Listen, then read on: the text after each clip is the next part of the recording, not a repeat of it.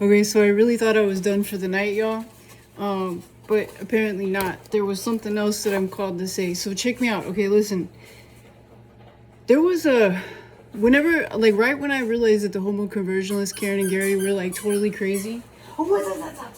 When I realized that they were totally crazy, what ended up happening was I met this man at the park. His name was Rudy. So I meet Rudy at the park, and he was a really cool dude. But what I thought was interesting was that he was constantly challenging me with scripture, a lot like what Karen and Gary would do. And this ended up kind of going on for a couple of weeks. I didn't mind walking with him and his lady friend. I thought they were both really cool. And again, I like to learn, so I'm just all about like listening, right? Squeak, squeak. And to make a long story short, we end up one day, Rudy and I were, he really pissed me off, actually. He started harassing this homeless dude. There was a really nice black man who he always, it was actually really cool, y'all. He would dress up in a suit every morning. He slept in the bathroom at night at this park, and then he would dress up in a suit every day after he washed himself, and then he would go out about his business, and then at the end of the night, when most people were gone, he would return, you know, and then he would just kind of stay in a stall to himself. He never bothered anybody.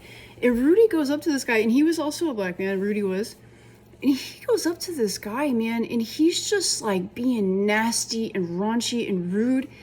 And so me being me, right, I go up to him, and I knew him, so I said, hey man, what are you doing? Like, why would you treat that man that way? Like, you don't know anything about him, and he's been coming here for years doing that. He never bothers anybody. Like, leave him alone. And so this sparks an argument, right? Because he starts telling me how messed up this is. Well, these kids kind of circle around us, and this kind of felt like a setup too, like now that I think about it, and that's where I'm going with it. I'll get there.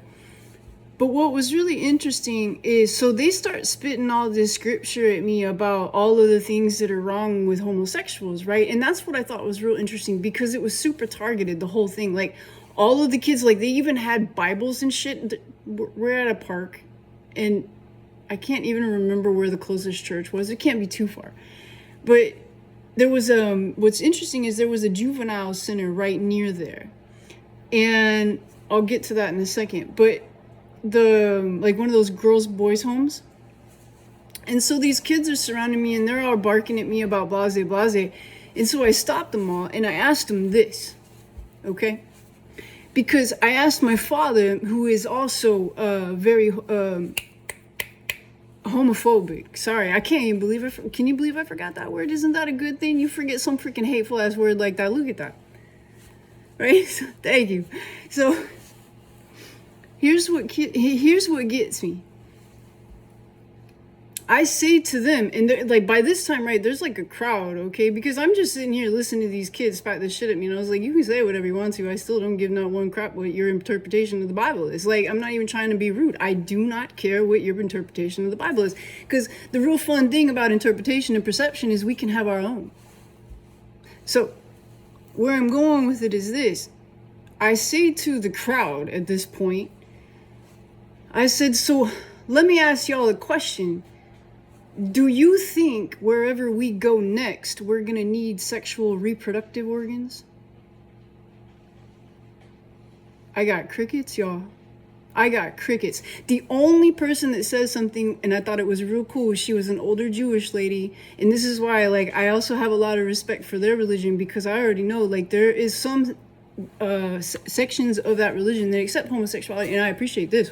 Thank you. Please, more of that. My goodness. So let's just do acceptance all around. How about that shit? Just like let's simmer it all down to acceptance all around, and let's figure out how to make this a better place. It should be that simple, but hey, we got to complicate it with fear mongering and all kind of other nonsense. But where I'm going with it again, apologies. I asked the group, I say, okay, so, you know, are we going to need sexual reproductive organs in heaven? And I asked my father the same question.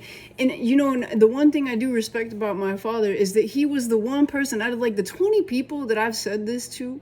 My father was the one person who says back to me that somewhere in the Bible, I'm sure y'all know, right? Somewhere in the Bible, it says that we will not be making babies in heaven. So therefore, we do not need our sexual reproductive organs wherever we're going next. So the fact that we try to put stipulations on people based upon their sex in this freaking world makes absolutely no sense to me if you believe in a soul. And that's what gets me too. So you got these Christian nationalists, right? And they sit there and they bark all this nonsense about how we believe in the soul, we believe in Jesus. But you know what? You only can fit this one criteria. That's what we need you to do. We need you to fit in this box right here, and we're going to make it just real pretty for you.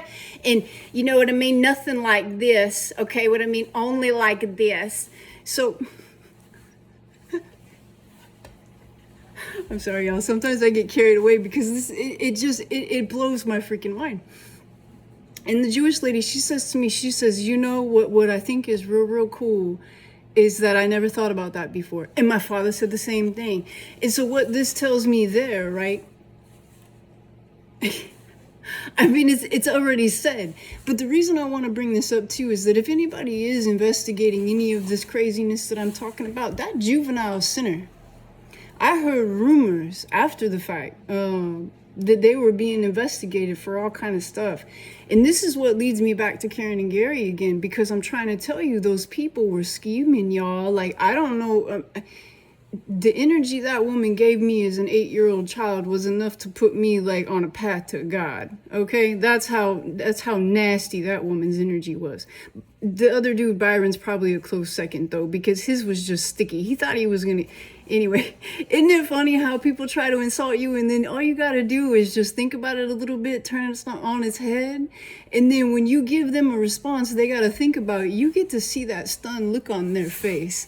And isn't that rewarding? And I'll tell you why it's rewarding, because it tells you that they was trying to get you in the first place.